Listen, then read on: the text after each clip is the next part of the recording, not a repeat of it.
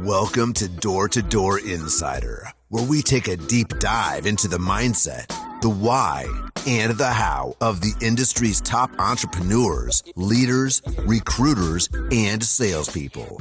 We are the Door2Door Nation. Here is your host, Lee Barber. Let's go. All right, gang. Welcome to Season 3, Episode 1 of Door2Door Insider. Today we have special guest Seth Grenny. Seth is the VP of LGCY Power, the Notorious division. Seth is the leader of over 1,000 team members who installed 47 megawatts in 2022. Seth has also been a longtime friend of mine and someone who I now consider a brother. So, Seth, welcome to the show, brother. Thanks for having me, brother. I'm glad you're here, man. You've played an instrumental part in my life since the time that I met you. And I've learned a multitude of lessons from you, some harder than others through our friendship, but it's always stayed pure. Yeah. So thank you for coming on the show again, man. Happy to. Right back at you, Lee. So this show is going to be a little bit different. I'm going to send the listeners to my original podcast hosted by Zach Ross. Seth Grenny did an episode hosted by Zach where we told his story. I invite everybody to go back over to The Door Knocker and check out Seth's story on there if they want to hear some of his early years. Today we're going to do a little bit different of a format. I just want to have an open conversation and I guess kind of pick your mind. You know, I get to work with you and I know how we work together. Yeah. But to me, you were always like what Goggins calls an uncommon man amongst uncommon men. I think that the most successful people in our industry, we have some very uncommon men. Sure. And to be an uncommon man amongst those people is a little extra. And to me, I think that's what is so attractive about you as a human to so many people. So, a little bit of your story has been told, from the past and how you got into alarms. I would like to talk a little bit about your transition from alarms because, you and I sometimes share Instagram stories of guys who are still in alarms and still selling bugs. And, I was there for your initial, I had a couple conversations with you in my kitchen trying to tell you that the money was real. Mm-hmm. So we will talk a little bit about your story, but just that transition from alarms into solar and what, you were always over 300 in alarms. I knocked next to you in alarms. Yeah. And you're a monster on doors. I don't know if workaholic is the right word because I just don't think it is. I think you're just extremely passionate and dedicated to the process. You're extremely competitive with yourself and for the team. You bleed for your team. You want people to win. You love leading from the front. So I don't think that the term workaholic fits you at all because that's not what I saw when I knocked with you. It was more passion. Yeah. So what was it like? You're in alarms, you're kicking ass, and you're like, I'm going to go into solar. What's going on in your mind, and how did that part of your life transform the rest of your life and kind of get you to this place? It was scary, man. Coming from where I did in 10, completely broke, nothing to my name, then going through that again in 13 as I come back from, some bad choices I made, to the place where we're living down here in Vegas together, and built a house, have a life, have a car that I love, have some things, and also like a healthy financial situation. And to a lot of people, it's challenging already to imagine leaving what they would call their security to go to door-to-door or something high risk like that. But I think for people that come from where I did straight into alarms, you got to understand the only years of my life where I had any sense of security, a stable place to live or anything like that prior to alarms, it came from selling drugs, period. Yeah. Like there's nothing else in my background where I had any sense of security. So all I know is alarms, right? Mm-hmm. And so it was scary. And that's why it was so hard for me to make the transition, even as I watch you and Misty start to kill it, and I see, you know, all our buddies down here who are definitely making better money. I think loved my time at Vivint, extremely grateful, grew an immense amount there as a man, as a leader, as someone that sells. And I think that it was extremely important that you and I went through what we did at the end of our time there, because there was just no getting me to leave Vivint and until that happened. And so that happened, and it made it now possible for me to leave. But I still have this attachment to alarms, and Vivint wasn't the only company I had worked at. And so I knew I could provide some stability and security for myself just sticking to alarms. So it was a 6-month period or so where, you know, I meet regularly with you and Misty. I watched my first solar deal ever get closed by you. Knocked my first solar door ever. Jim, we won't mention his last name, but good old Jim. Yeah, I send you that picture every 6 months of you just towering over this dude in his kitchen. Yeah, so I mean, it was scary, brother. It was scary to leave the only thing I had ever known that had provided security for me in a legal way and try something new. And I had you guys setting the pace for me. I had enough people. I built relationships quickly with Doug and with Luke to where I just trusted. But it was a 6-month period where I had an alarm contract and I was selling alarms, and I knew I would do solar, but I was just providing income through alarms while I figured out what the hell solar even is and what I'm going to do there. I never even, you just kind of opened my paradigm up a little bit, because, you know, I think that the majority of people who come into doors, probably almost everyone, unless you come from money, once you become successful in doors and you start making money, it just made me think of that. Some of these guys that are in other industries, they're holding on to that same thing because it's what took them and changed their lives. And so switching from one industry to another, you know, they're holding on to that. This is what made me think. Exactly. I had never even thought of that. It's so deeply rooted in people. And, you know, once you get into solar and you start seeing that it's real, and you start having different conversations in your head about timelines and money and all those things, like, you start to see it. But I had never considered that. It's a pretty good paradigm shift. It's actually really valuable to understand that in recruiting as well. I think that's why I do especially well with alarm guys, because I can relate. Like, I get it when they're terrified and there's that fear of the unknown, and they have the known, and the known is $200,000-300,000 a year, which in alarms is the equivalent of $1 million plus, in solar is the equivalent of $1 million plus, and we all know that. But you still have to jump off that cliff, and the more deeply you can empathize and understand the come from for these people, I think it just enables you to recruit and build relationships in a much more powerful way. I had about 13 questions I wanted to ask you, but we'll just kind of jump around on them.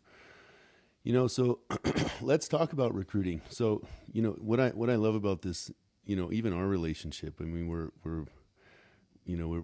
brothers, you know, and even while I was at the Arcadia dealership and you were at Legacy, and it's just such a, you know, listen, the universe and the power of attraction and the way that things work out.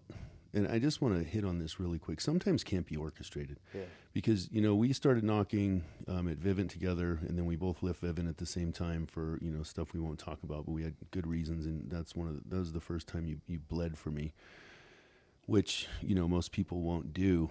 And then, you know, you went off and I went off, and you went off to sell more alarms, and I went off to sell solar, and then I get you into solar, and then you go off, and then boom, you're in Legacy Power. And then, you know, fast forward 2 years later, you're incredibly successful. And because I had gotten you into solar, you had created an opportunity for me to come and work with you. And that chessboard is it's so impossible to orchestrate yourself. There's like these really cool things. But one of the things, and so that's, you know, recruiting, right? We're always trying to recruit each other. You're always trying to recruit me. And I love that about us. You know, it's like, because you want to work with me and I want to work with you. Yeah. But what is it that define recruiting, and what makes you so good at it, and why are you such a magnet for humans? That I'm really grateful you brought our story up because I think this is the perfect example of what you cannot teach people in this industry, but what 90% of people who recruit do wrong is the relationship is what matters. And exactly like you said, you can't set up the chessboard. You can't predict the way the pieces are going to move the whole time. But if you just keep the relationships alive and it's an actual relationship, it's not, I'm meeting up with you because I want to see if you're ready to leave your company and we can have, no, I just fucking love you. I love you and I want to spend time with you. And I sincerely care about that relationship and that comes first. Then everything else will follow. You know, Cam tells the story of the first time he met you. And I told him about you forever and, you know, all about you and our history and everything. And we leave the dinner and he's just like, why the fuck doesn't Lee work with you? And I was like, we'll work together at some point, dude. But the relationship is what matters. And we're going to meet up with him every time we have time when we're down here. Yeah. And we did that. And it was a period of a year plus, a year and a half from there that it worked itself out. But dude, you know, I'm doing a training at Legends and they asked me to train on recruiting. And the main piece that I just hope to convey to people is stop treating the relationships as transactional. Stop that shit of like, I'm going to meet up with you because I want something from you, because I want you to make money for me, because I want you to work with my organization. Just build relationships. Get on training calls for people that compete against you and help teach their people something they don't know. Do that stuff. You know what I mean? Yeah. So that's recruiting. Recruiting is just being a human being that you want to work with. And you're never going to be perfect. So recognize it when you do something wrong and fix it. And be a person who lives a value-based life. And then prioritize the relationship and let everything else work itself out when it works itself out. That makes sense? No, it does. It's like, so it's funny. I listened to another podcast called Real Ones. It's pretty dope. And there was a conversation being had on there, and it had, listen, I don't know about it. Sometimes I'm not aware of the way that I am until someone or some book or some podcast points it out. Sure. And he mentioned, you know, he was talking about ego death, and he was like, you know, I went through this portion where I realized I had most of my relationships were transactional. And I'm like, man, I really suffer from that. I suffer from having transactional relationships. And, you know, and I don't know, well, I do know. It's, you know, the way that I built, and, you know, I spent a lot of time in detention. And in detention, you create these very select relationships with brothers, right? And then everybody else just kind of is transactional.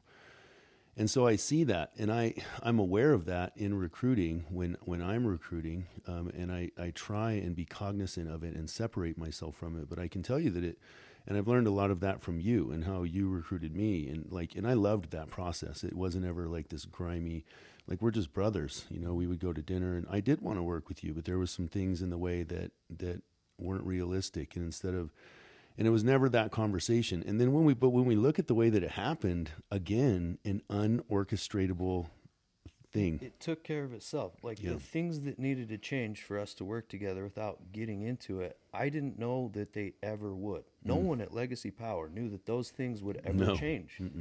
And yet we kept the relationship not because I wanted something or you wanted something, even though we had a desire to work together. The relationship was just there, and it made it easy when the opportunity was ready, right? How easy was that? When the moment was right, the trust is there, the love is there, the respect is there, the loyalty is there. And so all that's left is how do we structure this in a way that makes sense, which took 2 meetings. One with Doug where he explained it in 30 seconds. It's unbelievable. And then one more where we just ironed out details. Yeah. So, you know, and I think instead of just questions, I want to ebb and flow with this conversation. So this is what I see now a lot in the industry that I didn't when I was in the dealer program. So one of the big changes that happened for me personally when I was in the dealer program was I listened to a podcast with Casey Baugh, and I think it was on the fight against mediocrity. And one of the things he said was, "Are you sitting at the table of comfort too long?"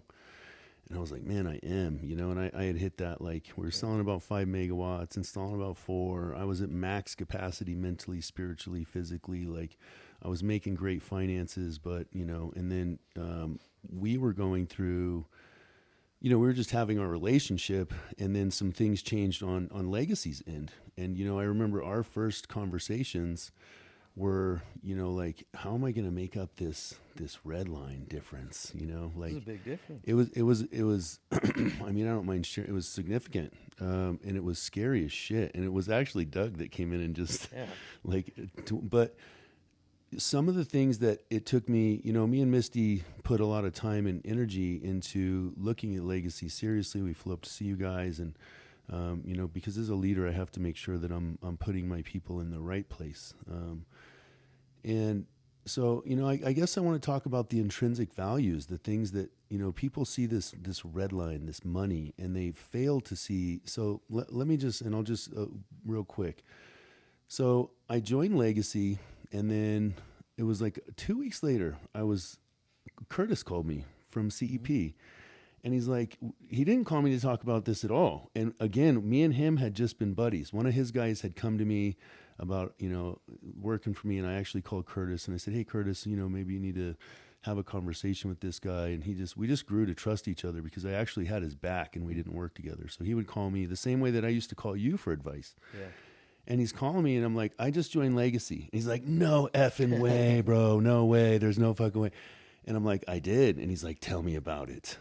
And it was magic for him because Legacy offered everything that he needed. But the intrinsic portion of that is that I didn't know that call was going to take place 2 weeks before, but just by being in the room, just by having the brand, just by having the culture, just by having the scalability, just by having the operations, just by having the technology, I became attractive to Curtis. And so I know that's a long way to go about this, but what are the intrinsic values in your opinion that people are missing? Because you see this on a daily, right? Like you're probably one of the best recruiters in the country. You have a massive organization. You see this way more than me. How do you deal with it, and how do you get people's heads around it? The first thing, and this one gets missed by a lot of people, is I very quickly weed out the wrong people. And this isn't a knock on them by being the wrong people in any way, but they're looking, I quickly find out if they're looking for something other than what I have to offer. When the conversation starts with, what's your red line? Yeah. What's your cycle time? And our red lines aren't the worst, and our cycle times aren't the worst. That's not what I'm saying. But when that's your focal point, there's a different place where you're probably going to find the most value for now.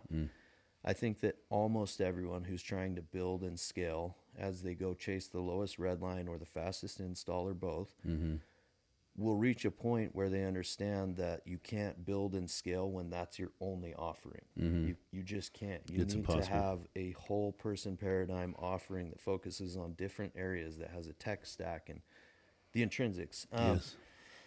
And so first thing I do is I just, hey, man, if you're starting the conversation with that, I'm assuming that's the most important thing to you. Is that a fair thing to say? Yeah, cool. Let me hook you up with my buddy that's got a really low red line, a really fast install, and let's chat later if you decide you're looking for something different.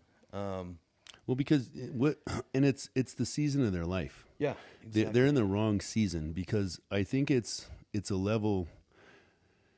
And when I say immaturity, gang, I don't mean to call people immature, but there's a lot of areas that I've had to grow in maturity that I wasn't faced with, and redline was one of them, and loss was one of them, and recruiting was one of them.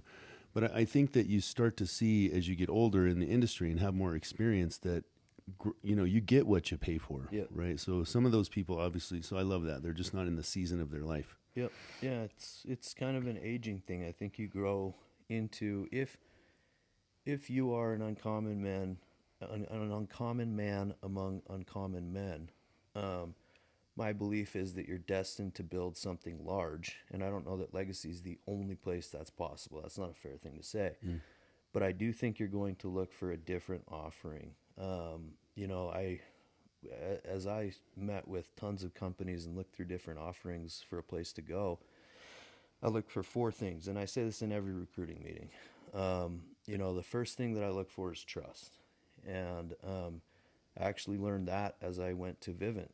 Bodie Gardner is the main person who recruited me, and after years of being a top performer in the industry, I was used to being recruited and being told everything I wanted to hear every single time, and had even met with others at Vivint before. But when I spoke to Bodie, he's just like, "Nope, not doing that for you. Nope, that's not how it's going to work here. Nope, you're going to have a hell of Bo's a good old time with it." boy. Yeah.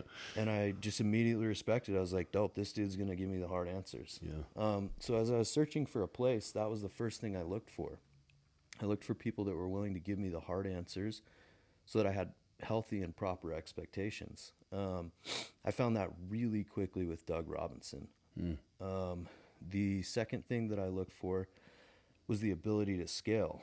You know, you were around for this period, but I'd gone out a couple times and sold solar. I sold 7 the first week I went out.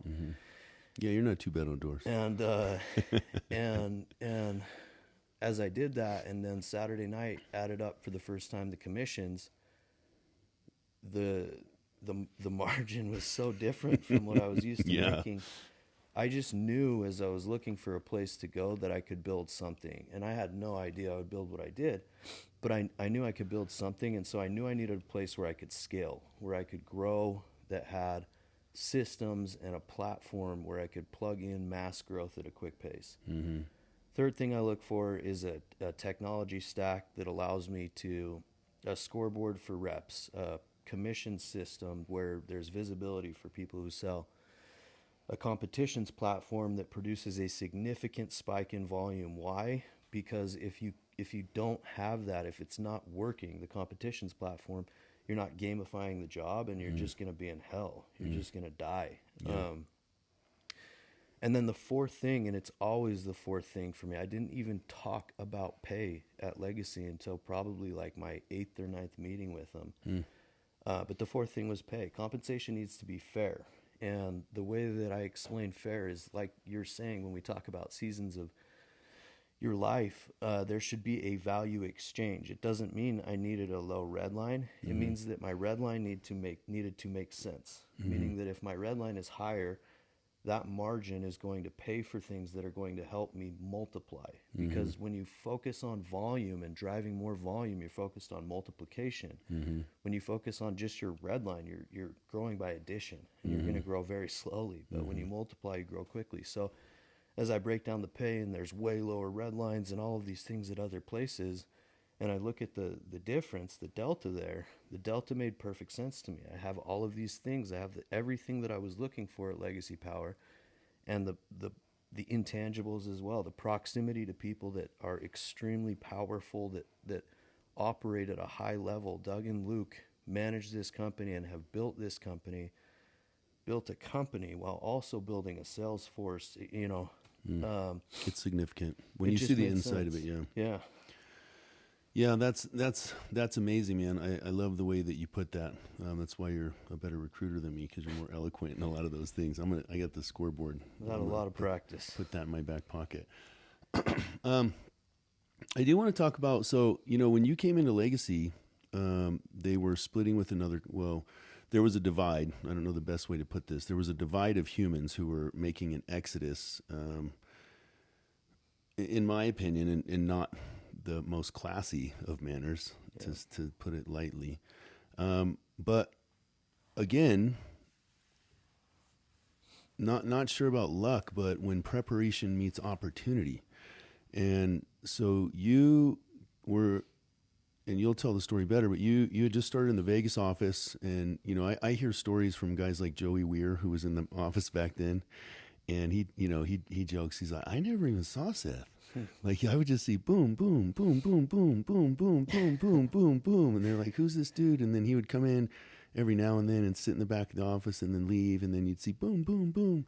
And, you know, what did you install? What was your last year in solar? What did you install? First or last year? What did you do the first year? First year was 232. 232 installed. Yeah. And the last year? Last year on doors was 116, but then I had the follow-up year with a lot of referrals, and I installed 72 the third. Yeah, well, because you were changing jobs too. Yeah. So 230 install. Yeah. So that's your intro into Legacy Power, and that's when the exodus is happening from the other guys. Yeah. How did you, Tell me about that, man, because that obviously catapulted you into your current position. I want to hear that story and what it was like from your angle. Yeah. My organization wasn't big yet at that point. I maybe had 15 or 20 people. There was a pre-existing office here with a regional and a group of kids, and good kids. Very, very different than the way that I operate and the way that I run my teams. Come from a different background, not alarm people, nothing like that. Mm-hmm. And so, yeah, I wasn't at their meetings very often. I didn't come. I liked the guys, though. I had nothing bad to say about them. You're just working your ass off. Yeah, and it was hard for me to go to a correlation when I understood that sacrificing 90 minutes of my time was costing me thousands of dollars, right, in time that I could spend on the doors or with my people. But we go to correlation. So, yeah, like you said, I did not love the way that went down.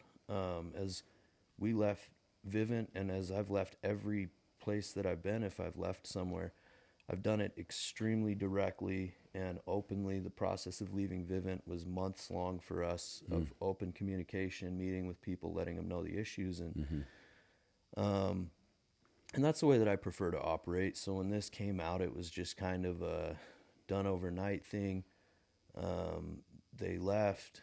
There was a lot of stories told about why they were leaving that I called out immediately as it's being presented to me.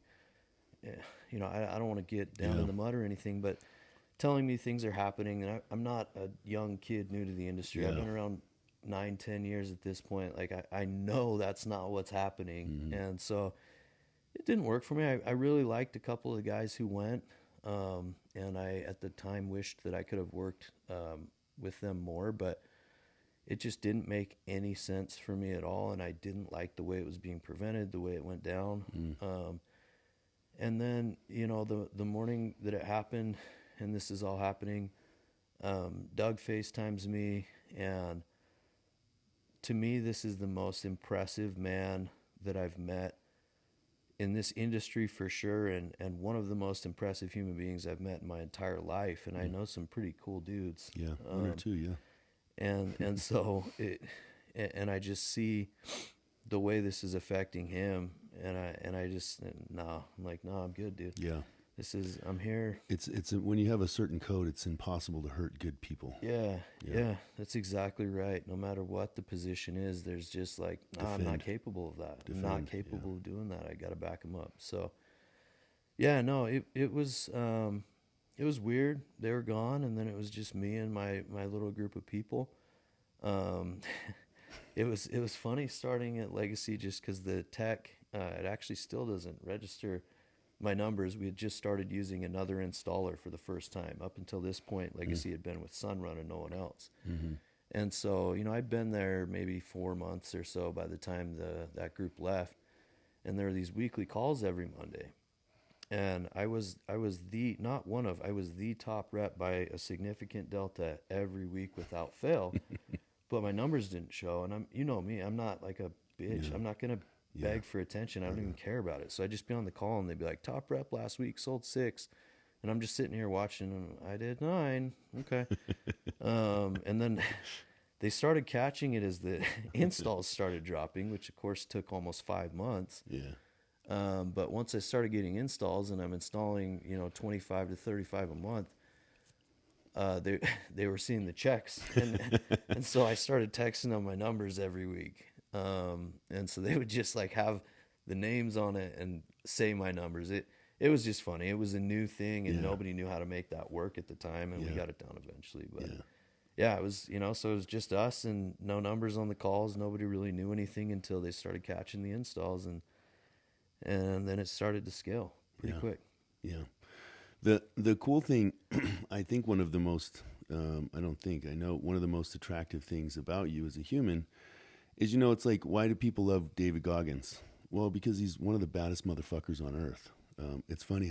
I got to meet Goggins at a gym that I go to, and I had seen him in there working out for months, and I had all this shit in my mind that I was going to talk to him about. I'm like, I'm going to ask him on my podcast, and I'm going to tell him how great his book is, and you can never talk to him because he never stops working out. He ran to the gym, and you get there, and he's on the fucking Jacob's ladder, and you leave an hour and a half later, and he's still on the Jacob's fucking ladder, and you're not going to walk up to him. So this whole time goes by, and I'm at the bathroom sink, and he walks up next to me, and I'm like, "Is that Goggins?" He goes, "Yeah, what's your name?" And I go, "I'm Lee. You're the baddest motherfucker on earth." And that's all I could say. And he gave me it was pretty cool, man. He gave me a handshake and a little hug. But what's attractive about him is he is the baddest motherfucker on earth in his angle. For sure. And when you have somebody like you that comes in and does 230 installs, what did you make, 2.1, 2.2 million in commission? 2.1 in personal commission. 2.1 in personal commission. It's significant, and when you're on the battlefield, and my mind works, and like I have like Vikings running around in my mind and little Spartans, and they're like, "You can do it." But that's really what this is. It's a battlefield of that, and I think that's what makes you one of the most attractive peoples in the game, is because of that. And I think that people admire, look up to, respect.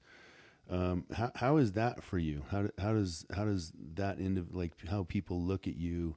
How is that for you? I don't see it from their eyes, dude. Like, I was talking to a rep, I think one of your reps in Dallas the other night on Instagram. I'm trying to remember.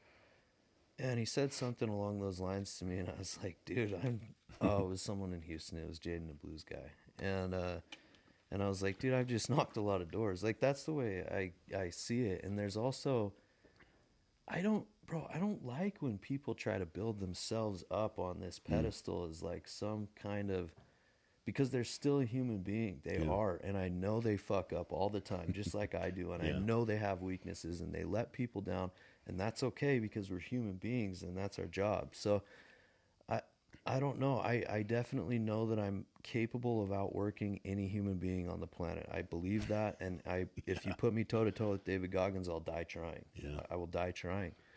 But I don't think that gives me any reason to think any differently of myself than anyone else, whether it's a homeless dude on the street or a billionaire that I'm gambling next to at the casino. Yeah. Yeah. Well, I think that humility is part of the attraction too, because, in this industry, you have a lot of guys who, are bad motherfuckers. There is, but they're also assholes, and they're egotistical, and it's just not an attractive human trait. So I think that just kind of adds to it. So let me look at some of these questions that I have written down here, man. One of the things that I want to talk about is I want to talk about loss, because we recruit and we lose. And so these are some of the things that I've had to go through in my life. And from my view, listen, I grew up really tough, and it definitely didn't have anything to do with success. It was shit. Yeah. And so there was a lot of, and I spent a lot of time in detention. Mm-hmm. I had to mature in relationships with women because I hadn't ever really had a successful relationship with a woman for so long. Yeah. I didn't know how to do that. I just didn't. And so, growing, I'm 47 now. I got in the industry when I was 41. I had never made more than, presidential limousine. I made 110 grand. And I thought, I had fucking arrived, man. And my first year on doors, I do 130. Second event, I did 190. First year in solar, which was my third year, I did 386, then 750, and then I passed $1 million. But as the money grew, my maturity didn't necessarily follow it quite as tightly because, I'm getting paid more money than I have business sense almost. Yeah. And, especially in the beginning, I'm a door knocker. I made 386 grand knocking doors. I'm like, holy shit, this is right. And I'm still kind of an idiot. I'm still immature, right? No fear of loss. Coming from the way that we live it's for just so long, there is no fear of loss with that money. No. And so, then I get people and you start recruiting people. And then, I only know one way to be. I know one way to be with people. I wear my heart on my sleeve. I'm going to give you everything that I am. I can be naive in my love and my care for someone in the sense, Misty's a little different. She's like, you need to watch out. Don't tell him. I'm like, I got to give him everything. I got to pour this whole cup of Kool-Aid in him. And, you do that. And, I love Ty Williams from Sunrun. We did a podcast and he said he was looking at a thing and he called it How Close is Too Close. And he says, there is no too close is too close. It's as close as you can get is what we do. And then you pour yourself in and you do all this stuff to someone. And then they don't necessarily fuck you over. in a sense. And my paradigm's changed from don't be a follower, be a student. And the student doesn't always stay with the teacher. But it does matter how they leave. Yeah. It does matter how they leave. And there's all these, subcategories here to they're scared of this and that, and they're telling themselves stories because they're not having a crucial conversation. But they leave, and they're kind of an asshole about it. And then after they leave, they come in and try and steal some more of your shit. And you're like, just go play in your sandbox and leave my sandbox alone. But they don't do that. They're little assholes. And I went through, a couple years of, and I have some people that I used to hate that I now consider almost sages, because I needed them in my life to teach me how to become a better man in that area. And so I want you've had, bigger loss because your orgs are so big. I lose one person and they take 3 people. You lose 100 people and they take 50 people. And it's like, Jesus, it's massive. Yeah. So how have you learned to deal with that? And what has your experience been? Well, first of all, how I've learned is, as always for me, the steep and thorny path. That's the way that I go every single time. Steep and thorny path, brother. And that's an area I'm really happy you brought this up, because even looking back on this vidcast, like, I'm a little hypocritical in that area, and I got to call myself on that sometimes. I talk about relationships first, but, I'll give you an example. There was a friend that I had at one point, really close with my little brother, kind of took him in, helped him out, took him out for a couple summers and alarms. Felt like I'd done a lot for this guy, and the way that you are, the way that I am, and a very small handful of friends that I have, is my friend is your friend, my enemy is your enemy. It's the way we grew up, and it's the culture we grew up in, and it's not the way the world operates. And this friend ends up spending a lot of time with someone that's actively, like, bashing me, trying to destroy my life. This is years and years ago. Yeah. And so he comes home, and I actually like hit him. Like, I got really mad and punched him in the face. Yeah. Quite a few times. He's living at my house, and my little brother comes to me and he's like, dude, not everyone is like you and Jazz, my brother. And he's like, you can't place these expectations on people that because that's the way you function, no one else is going to. You got to have relationships that you don't expect exactly what you put in to get out. And so I'm just calling this out as a weakness of mine, because the way that I tend to be by nature is I actually don't struggle with scarcity. If they leave, it's not hard for me. I don't get mad when you're just leaving, even if you take your people that you recruited. It's not hard for me. What's hard for me is when you break one of the 4 values that I live my entire life based on, and I always have. And you do something like lie to me, and I catch you in these massive lies, and you're 2-timing me behind my back.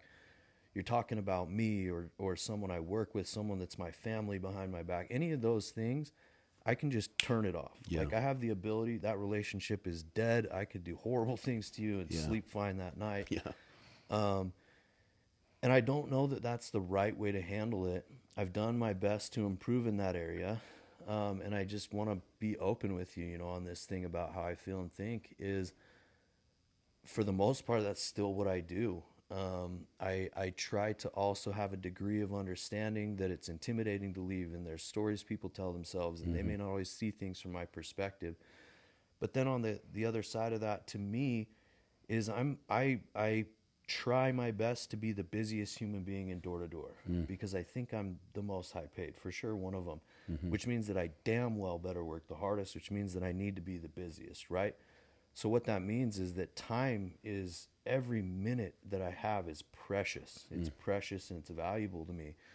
And so what I won't do, and where I won't compromise, is when someone lies, leaves in a sneaky way, does dishonest things, starts trying to recruit my people, any of that, I won't give you any more of my time. I won't give you any more of my time. It doesn't mean I hate you. It doesn't mean I wish ill will on you. I think I've mostly worked past those things. But I'm not picking up the phone. I'm not spending significant periods of time talking to you anymore, because there's people, A, either that I work with now, B, that are my family, C, that are my friends, and that's where my time's going.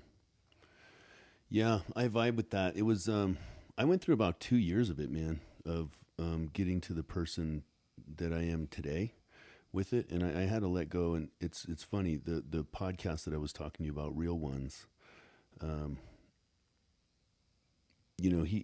I'll shoot you the episode. He had some really cool stuff to say, but he actually had a really bad occurrence in his life, and he actually called the person that the experience came from a sage. And I'm like, that's really what it is like, I have to look at those people as a blessing because they turned me into the human that I am now. Sure. And, what I had to learn to operate off of was, it's really easy for me to operate off hate. Yeah. It just is. It's really easy, and I functionally, I can't, it's bad for me because I can obsess on it, where I come from, and it's like people don't act like that. And, it really messed with me for a couple of years, but I needed that in the way that I look at it now. And I learned a lot from you. I've watched you go through some really, painful and difficult things. And even when you're in pain and we were having conversations, you're like, we don't operate from fear. We don't operate from fear. We don't operate from fear. And sometimes I was like, I'm operating from hate, motherfucker. Yeah. Like, I don't care that they're gone. I want to run them over with my car. But I needed that. And then eventually I thanked them in my mind because I was like, I needed those. And when I started looking back, I started realizing that I was hating the people that created the life that I was now living. Yeah. And that every one of those situations led into another situation. And so I was just mad at history for making me the man that I was. And so I needed all of that personally. And it's, I've watched you go through some of that, and it's painful to watch a brother and a friend go through things. And, I guess my call out to people is, first, I'll tell everybody that's listening to read Crucial Conversations if you want to know how your own brain works. But what we do is we tell ourselves clever stories about what the other person's thinking and what they're saying and how they're going to react if we go and have that conversation. And then to justify what we're doing, we go out to be sneaky and leave and not have the conversations. We separate ourselves from that story. And, one of the lessons I learned was that those people are not mature. Yeah. And it's not it's their fault, but you can't necessarily blame them. So just like you said, it's like you have to have a degree. And it's just it's a painful thing to go through, man. No, it's really hard, man. It doesn't get easier, and essentially you get put in a position where your choices are, I'm going to harden my heart and I'm going to stop loving people so I don't have to feel this pain anymore. Or you say, I'm going to continue to love, and I'm going to love, and I'm going to love, and I'm going to get hurt again and again and again. And that's okay, because the relationships where the love is reciprocated and it's real, they're worth the pain. They are worth the pain. I agree with that. So we'll talk about this a little bit. You had some personal experiences, and I can tell you're one of the hardest motherfuckers on earth. I don't want to get emotional, but you're a hard motherfucker. You're a bad motherfucker, Seth. I thought you were going to die. You went through some personal stuff, and I've seen thousands of people like me and you not pull out of it. And from those experiences, I remember talking to Misty, and we were just like, we don't think he's going to make it, but we're like, if any motherfucker can make it, Seth can make it, because of who he is. It's just the grit. And, I don't know how much you want to talk about everything that happened, but it was, scary for me watching you go through it, just because I was just scared for you. And it made me scared for me because I depend on you. And you came out of it, man. And I'll just talk, and I'll let you in on this after. And we went to the Notorious leadership retreat, and we had a group of 100 or so of some of the baddest humans in solar, leaders and closers and just badass humans that successful. And they all shared their stories. And what I learned was that everybody's just as imperfect as me, and everybody's just as imperfect as you, and everybody's just as imperfect. And that was really powerful, because people like to judge people, and the people who judge people the most are people who are going through their own shit. So I don't know how much you want to talk about it, but just the going through it and then the coming out of it, and then what did you learn? Yeah, I got nothing to hide, man. Our organization is built and thrives on transparency, trust, and vulnerability is a big part of that. And that's uncomfortable for the people we would call less mature. It's tough for them to be in that room of people that have been through things that are different than them, but are willing to open up and and share, once in a while it'll get back to me that someone will kind of bash on those exercises we do. Man. And This makes you want to beat them up. It does. It does. And then I realized that they're just too insecure to access that level of vulnerability. And those that are comfortable talking openly about what they've done wrong and how it helped them, what you're doing is a favor to everyone else. You might be teaching them something that prevents the pain you just went through. And you're making yourself stronger by wearing it on your sleeve. I hate when human beings want to sit and act like they're perfect and judge others. Yeah, We're agree. not. No one is. Anyway, what I went through last year was a culmination of a lot of things, of 13 years in a row of knocking doors at an insanely high level, or not 13, I guess that would be like 10, right? And then 3 years of running and building Notorious. And like you mentioned, I am passionate. I don't like the word workaholic because it's not an addiction. It's just what I do. From the moment I wake up until the moment I go to sleep, this is what I do. Yeah. And I love it. And it's healthy. Yeah. It doesn't tax me. But, I ran at such a fast pace for so long. Beginning of last year, a lot of things kind of came to a head, and I'll leave a bunch out. But, building my dream home, come to the close of the house, find out there's $1 million extra on the house that I didn't know existed that I need to pay cash. It's a little stressful. A little bit. Drop $1 million liquid on a house as you're trying to close. For the first time since really coming to Legacy, I experienced the loss that we talked about at a significant level. I've been on this, Doug calls it just the craziest winning streak he'd ever seen in Door2Door, of just 3.5 years of just win, not 3.5, winning. Yeah. And then it was just, boom, this guy's going behind your back at competitors. Boom, these guys came and used you for this. Boom, these guys, and you're finding it out. And then guys leave, and 2 months later you hear another story that you've been lied to by this guy, So it's just a combination of that. And I'd been in a, getting really vulnerable. I'd been in a marriage that I, in reality, shouldn't have gotten in. A lot of reasons I got into it, and it's not her fault or anything like that, but I put myself in a position where I was in an extremely unhealthy relationship, and I was very unhappy at home. And kind of all comes to a head, creates this anxiety that has all these physical symptoms. I stop sleeping. I start all this stuff. And so I get on anxiety meds, and for people like you and me, that's not a good idea. And we can take ibuprofen. That's it. That's it. And coffee. Yeah. So it that it took me out. And I'm open about the fact that I'm a recovered drug addict and that I spent 12 years peddling and using drugs. And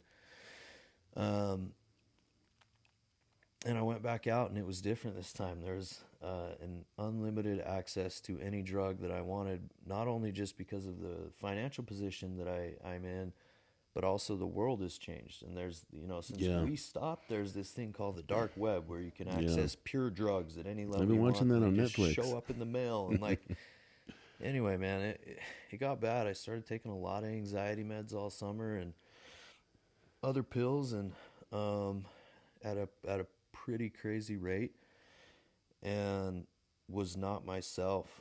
And I think I kept trying to work, as you remember. I'm not one that enjoys not working. I love what I do. I just wasn't capable of continuing to work. We called you Andy. Yeah, I've heard that since. I still don't know where that came from. Sam Mina. He called you Andy with your new haircut, and it stuck. Yeah. We were going to replace all your Nikes. Me and Cam were going to replace all your Nikes in your office with cowboy boots. Because of the hair? Yeah.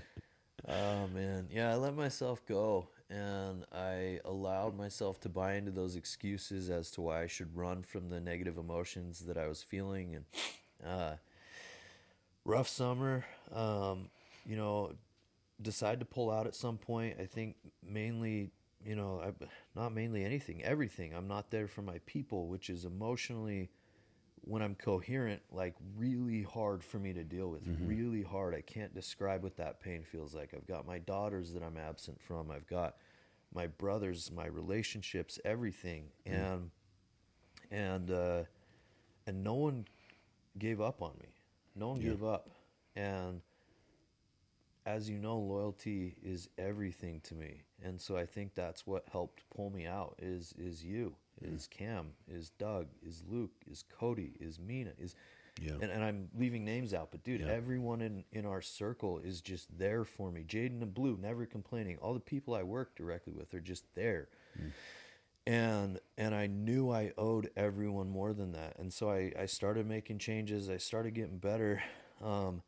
And where it really got hard is I was on such mass amounts of these things that I'm trying to taper, and that takes a really long time.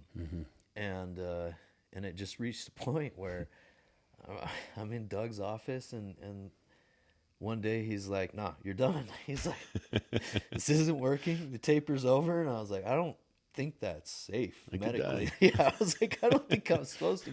He's like, "I don't care. You're fine."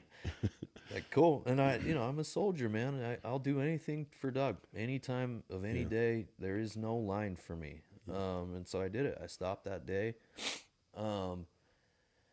And I've been through some really hard things in my life, but this may be the hardest that I've done was I didn't miss the gym one time. I didn't miss work one time, not once. And so I'm coming off of really heavy symptoms, and day 1 and 2 I'm in the office, and I'm changing my shirt 4 times a day because of the sweat. I'm shaking. I didn't sleep for about 30-40 days there. And then day 3 I went on a trip with you to Dallas. My God, dude. What did you learn? So now, from then to now, what did you learn about? So, and I'll just be really vulnerable. I flew up to Salt Lake a few times to Lehigh and was with Cam. And, I was talking to Cam and I'm like, I'll follow this motherfucker anywhere, but I'm not going to be in a car with him, Thelma and Louise, while he's, driving off a cliff. Like, and, I told Cam I don't know if he's going to make it, because the people that I've seen in my life, hundreds and hundreds, and if not thousands of people between detention and just normal, you don't make it. You just don't make it. And it's so dangerous even coming out of it, because there's so much going on emotionally. You have to start facing these things, and that's taxing, because you're like, Jesus, what have I done? So, but like you said, the division was loyal because we all love you. We all do. And, everybody. And there was some shitheads, but they're not even here anymore because they're shitheads. But the people that loved you. And, what's your paradigm now from, because you lost balance there for a little while, and the people who loved you and depended on you lost you for a little while. What did it make you realize about yourself and who you are as a leader, and how you serve your people? A lot, man. Man, if you can go through that and not take a lot of lessons from it, you're not like me. Yeah. But the first thing was humility. And I've actually had this conversation with Doug a few times, and it's like, we're winning, we're successful, things are going so well. I'm helping people make millions, and I'm loving that, watching people's lives change. And I think I started to let it become about me. And I'm really grateful that this happened when it did, so that I didn't become the dude on social media bragging about himself and constantly talking about how everything's happening because of him. I'm grateful that it hit me early, because that's not who I am. But the first thing was humility. Was I got my ass kicked, and I remember that this is not about me. Everything that happens because of A, other people, B, a higher power. There's other reasons at place here, and they're not Seth is good. That's just not it. I work hard. That's about all there is to it. The next thing that I learned is that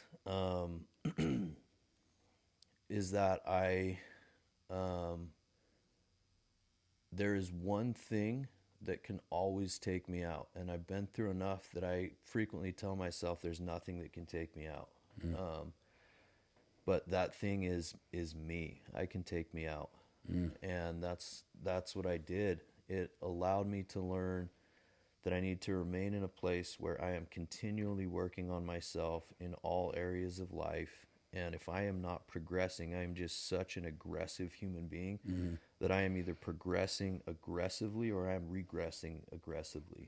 And I have to focus on progressing, and I get off tilt, you know, and don't focus enough on the emotional at times or spiritual. But if I'm not focused on every area in at least some way, then Seth's going to take Seth out. Man, and then you just changed my paradigm there on myself. We share that trait, brother. I never thought of it that way. The third thing is I needed that to happen because I believe in God, a higher power. Don't spend a ton of time talking about that stuff publicly because I just don't think it's appropriate. But I do believe that, and I believe that whatever higher power allowed that to happen, needed that to happen to get me to where I am at now. I absolutely believe that the people I am surrounded with in life right now are the people that I need to ride with until this thing ends, are the people that I'm with. And I need, as selfish as this sounds and is I needed to test them. Like I needed to test the circle around me, and I needed to see what they do. Because I bleed for others quickly. If you know, it's fast, and I don't often, I hope, make others bleed for me, but I made a lot of people bleed last year, and they did. And so now I'm at a place where I'm just good. I'm ready to go to war with anyone, anytime, because I don't have to look over my shoulder anymore. The circle around me is strong and it's powerful, and I'm ready. And I think the fourth and maybe the most important thing is that relationship. The marriage that I was in, and this is probably the most uncomfortable thing for me to talk about publicly because it's just, man, it's hard. But I needed to stop forcing that. I needed to stop selling myself and frankly on others around me on why it was good and why I did it. And that's what I did when I started the relationship. I just thought I needed to be married and I need to have a family. And so I just did it as soon as there was an opportunity. And it's great. And I'm so grateful I have my girls, and I'm grateful that it happened. And it needed to end for everybody involved. And I agree with that. If I can just share a little bit of insight on that. You know, we were on a call with a guy the other day, and he's like, you know, I feel bad when people are getting divorced. And I'm like, shut up, man. You have no clue. You know, I love Jess, you know, and I love you, and in the sense that I love her like a sister. And, you know, watching what you were going through and she was going through, it's a difficult thing, you know, and we all suffer from this, you know. It's like in relationships, me and Misty test the shit out of each other. But we have that core fundamental thing that is good, you know, and you guys had, in a sense, that, like, you did love each other and you did serve each other. But there, you know, when it's not right, it's not right. And it's okay. Like, you know, and that's people with the judge. And that was on that call the other day. I'm listening to that, and I'm like, just shut up, man. Like, nobody has the right to judge somebody, because in my opinion, I think it was the correct choice. And I think that both of you will go on to live beautiful and amazing lives. And at some point, my honest belief is that you'll be friends. I've been through a situation like that, you know, and like, my relationship with Sonia, over my daughter's mom, over time has changed, but that the marriage needed to end. But what that allowed us to do ultimately was to be, not right away, but, you know, a year later, and I've known her for 15 years. We co-parent well together, and we get along good, and there's no tension, and there's no bad stuff, and she's happy, and I'm happy, and Lotus is happy, and like, and that's okay. And what's not okay is like dragging each other through the mud. And, you know, I know that was a hard decision for you. I know it was. And I, you know, like, in coming out of what you had just come out of and then go directly into that was like, holy shit, dude. I was like, if I'm just gonna be honest with you, I'm sitting on the runway just waiting for the plane to crash. I'm like, this motherfucker's gonna take a pill because there's no way. And that's why I say you're the hardest motherfucker there is, because you know, like these things are almost impossible. Not they're so hard, Seth. And to do them like you did them was like, I just have, like, yeah.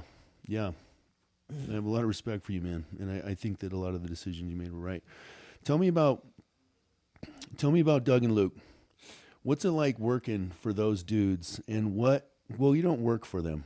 I think they work for you, and you work for, I know they do. And you work for me, and I work for my team.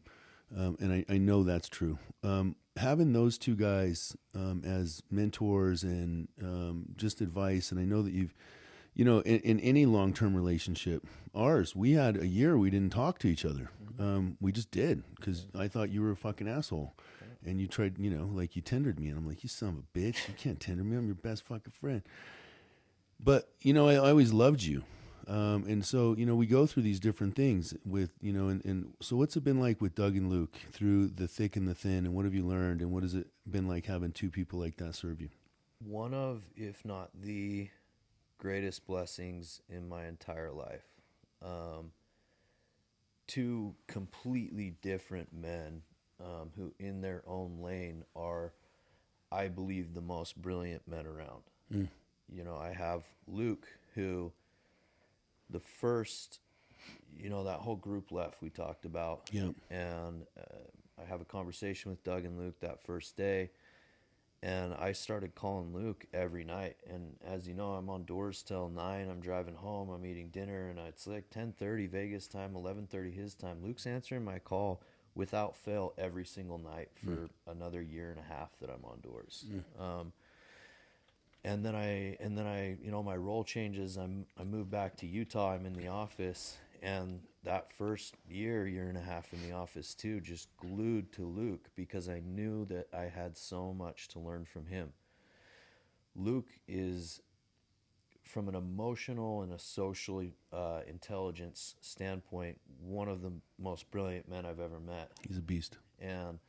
And that's an area where I struggle. I struggle with empathy. I struggle with weak human beings. I have a hard time understanding why you can't work, why you think excuses are okay, none of that makes sense to me. When I hear someone just sitting there telling me all these reasons it's not their fault, it doesn't register in my fucking head. It gets me mad. I can't do it. I hate it. But Luke's able to accept it, process it, and still manage this wide variety of different human beings, where at this point I'm really only capable of managing A's really well and B's moderately well. And that's it.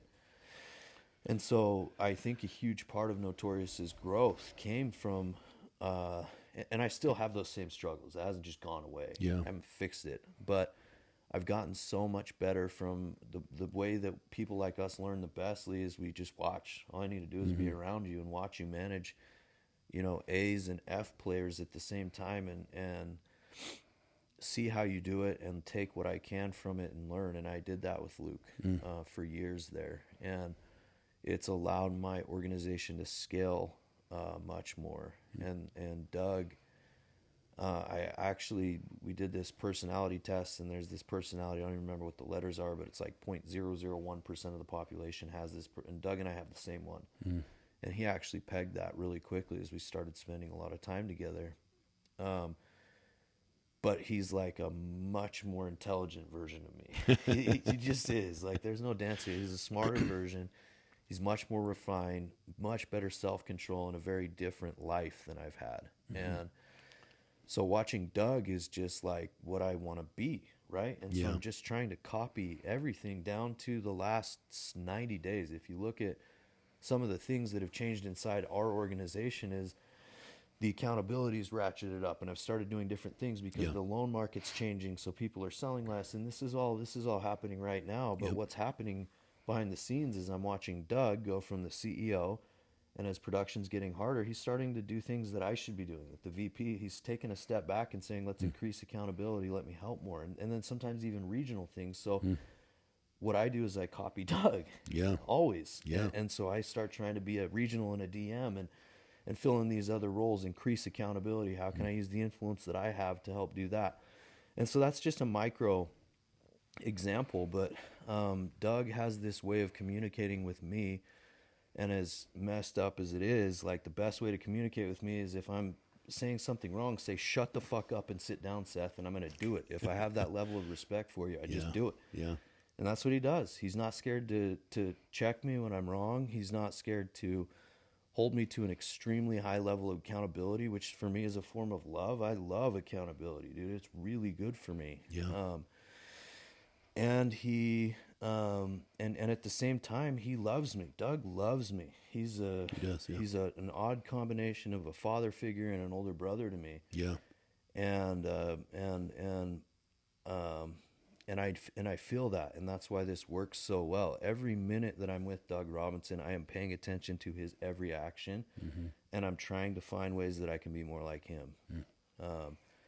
So that's what it's like working with him, man. It's this perfect balance of who I need to be more like and who is like me, but 20, 50 years ahead of me in growth. Yeah. You know, it's interesting, and we just have a few more questions.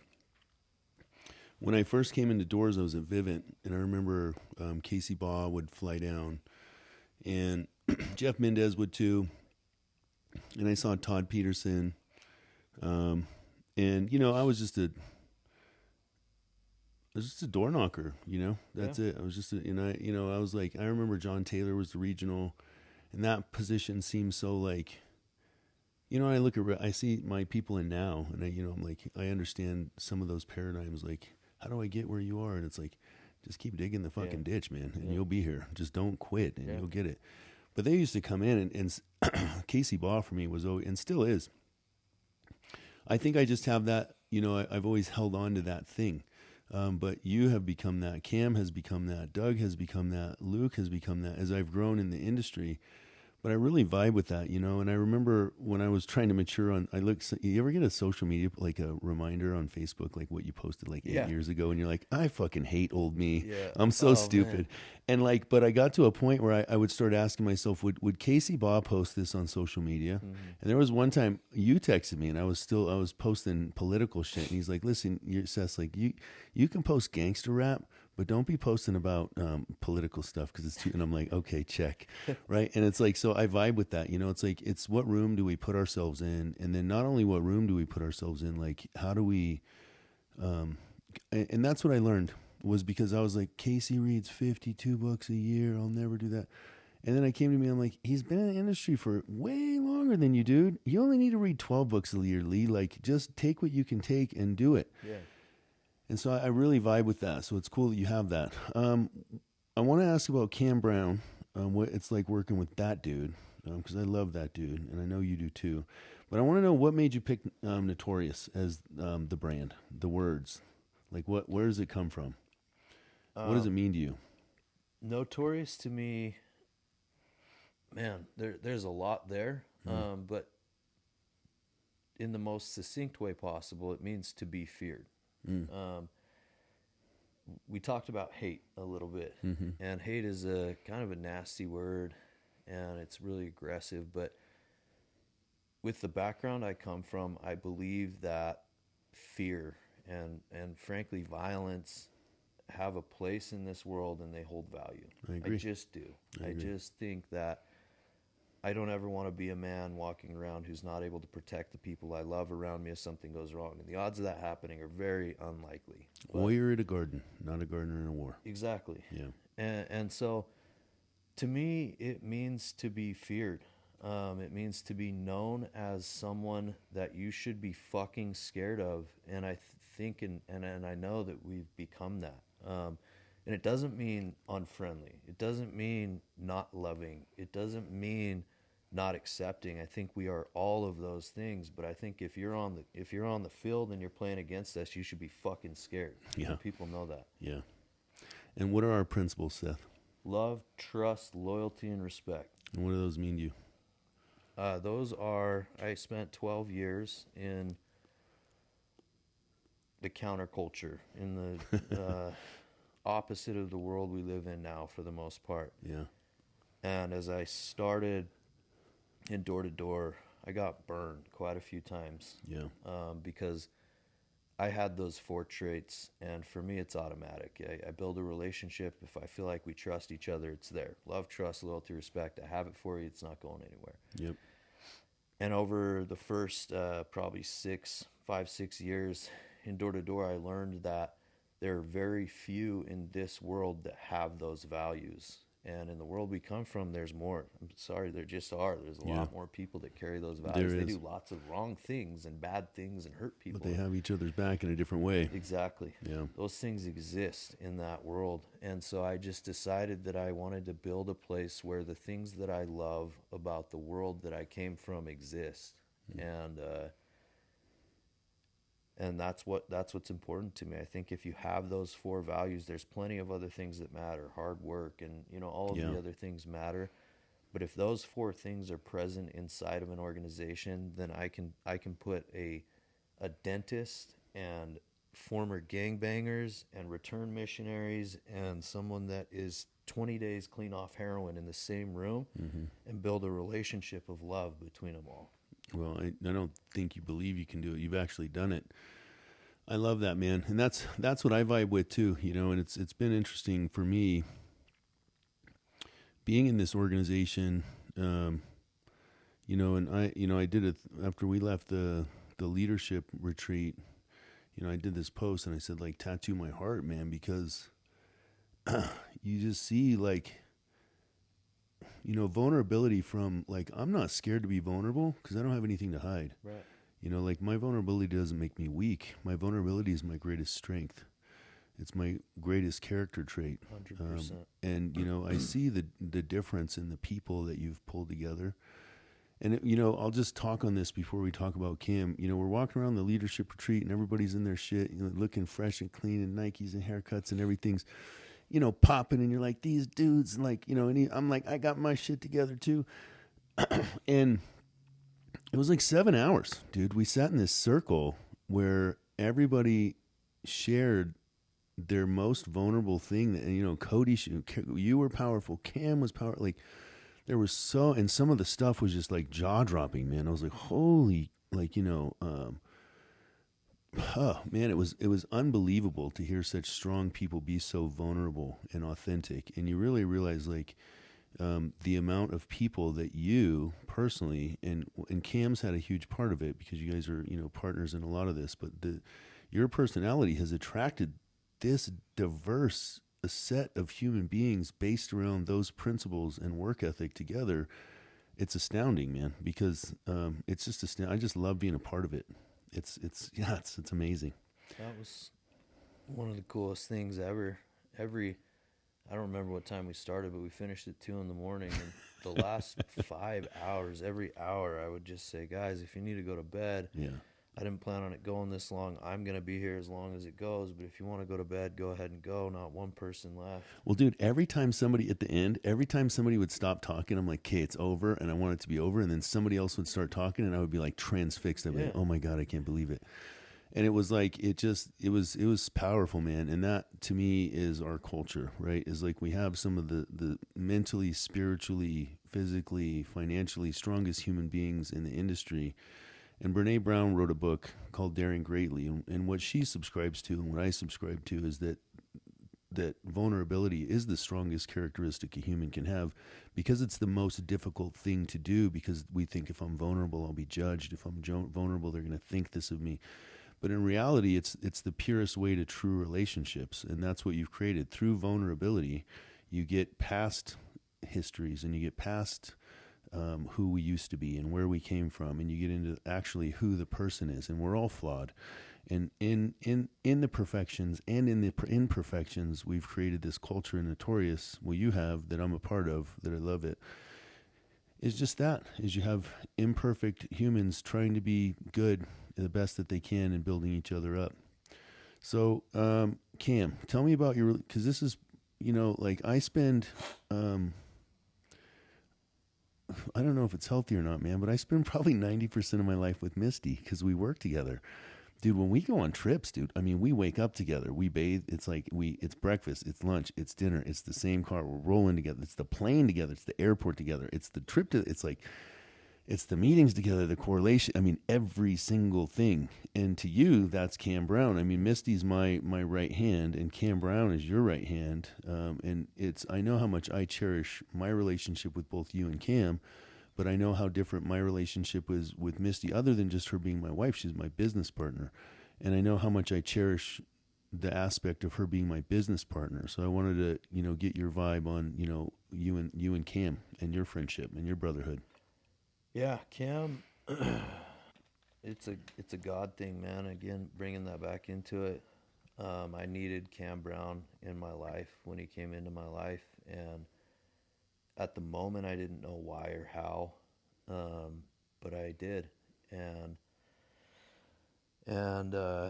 I mean, immediately, I see him at Legacy, and easiest dude alive to love, like you. Like 2 minutes in, I loved you, and I loved Cam right away.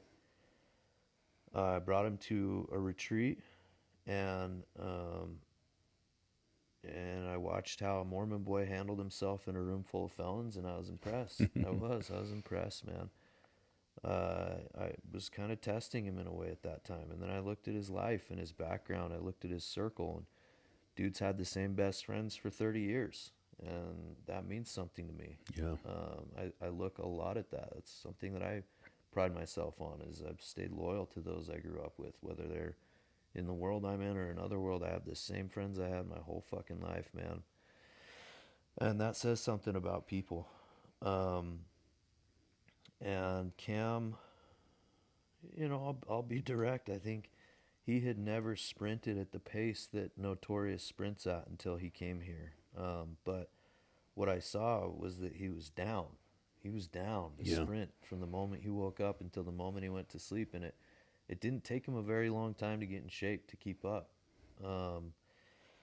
It's like when you first get to county, you got to start doing burpees. Yeah, you're not good at it yet, exactly. but you get good at it in like 2 weeks. Yeah, it comes fast. You get in your routine and you're there. Yeah. And it's life now.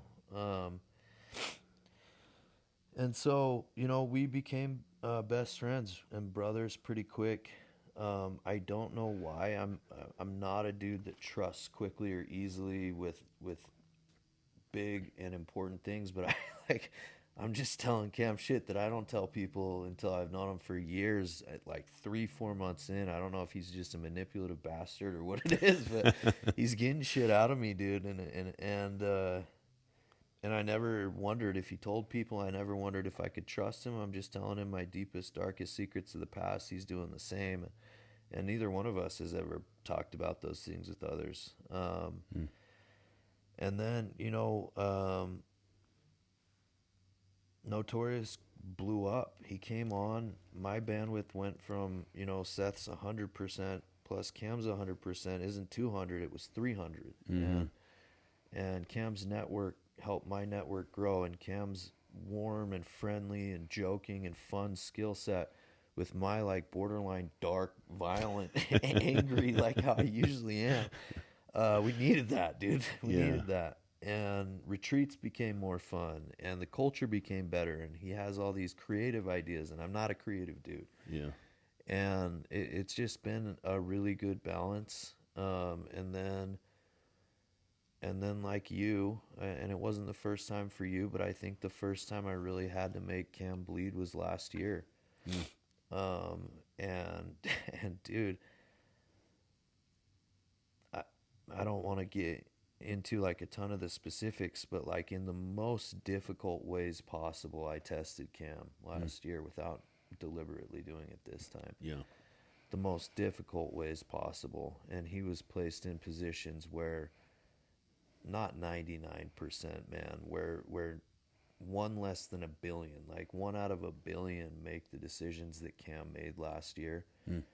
And I would like to think I'm the type of human being that would make those same decisions if roles were reversed.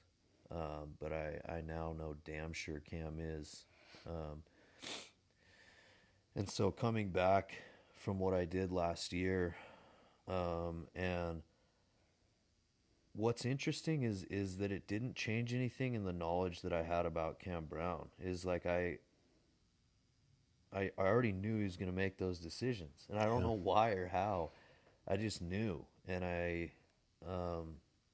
came back and it was hard.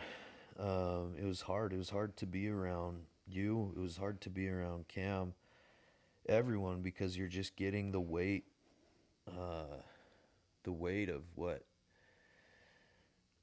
what you put people through that you're supposed to show up for and carry, and they're carrying you on their back, and you're gouging their eyes out while they try to carry you. Yeah. But I don't. Most of how I feel about Cameron Brown, I am not eloquent enough to put into words. Brother. Yeah, it's like a brother. He Like is a brother. More than a brother. Yeah. That's how I feel about you. I can't quite articulate it. Yeah, likewise. And I don't have a high number of relationships with that level of potency, but you are two of them, and quite a few of them are here at Notorious. But I say this to all of you. All of the regionals in Notorious have a counterpart. And I truly hope that everyone in the world feels the way about their business partner that I feel about Cam Brown. Because if they do, you're good for life. You're set. Because no one's fucking with you. It doesn't matter what happens in the world. It doesn't matter what happens in the industry.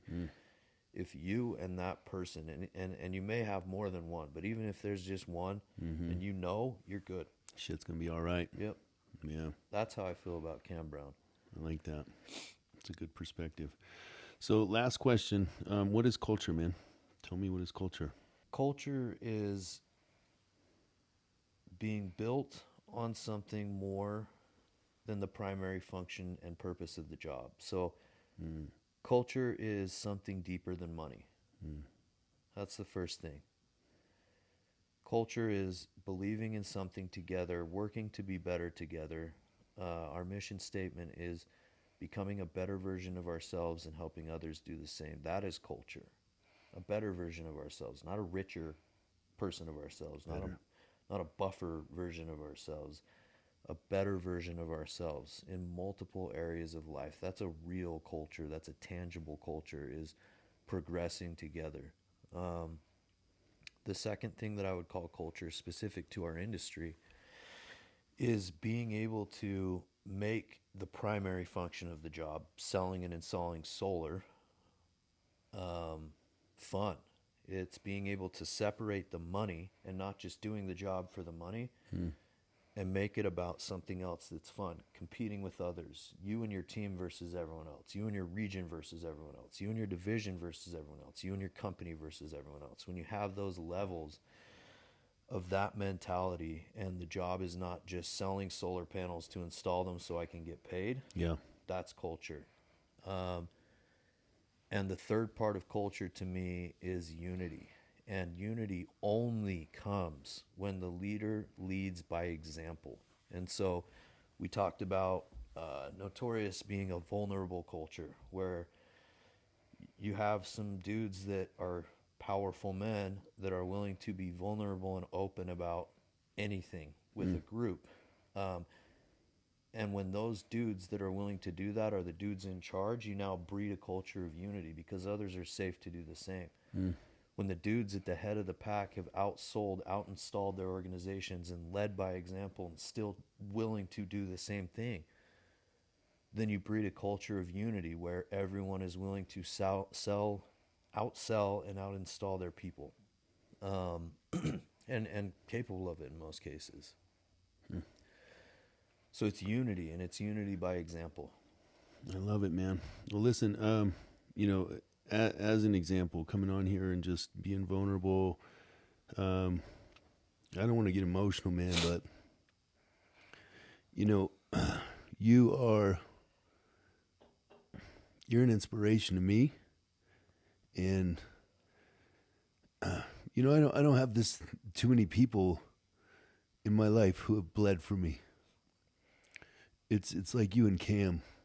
Most people take the opportunity to hurt you when they can. And I get emotional about it because I love you so much. There was a moment about a week ago when I had devised this new plan for marketing. And I was like, in my mind, I'm like, well, I can do that, and I don't need CEP to do that. And I'm like, that's not what fucking brothers do, motherfucker. Shut up that little voice in your head. Is that what Seth would do? No. It's not about the money. It's about making sure that Curtis is okay. And that's what I learned from you. So I love you. I love you. And thank you for coming on the show. Thanks for having me, brother. Hope everybody enjoyed that one.